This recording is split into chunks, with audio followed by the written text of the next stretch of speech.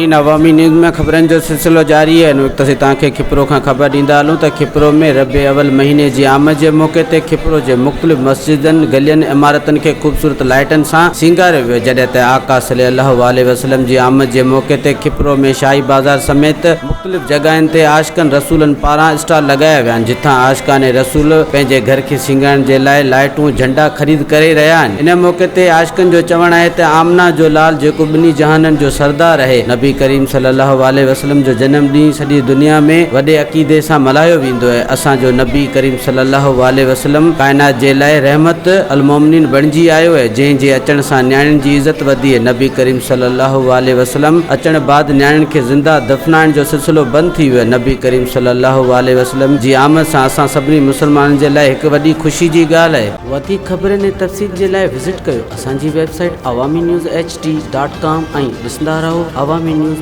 HD।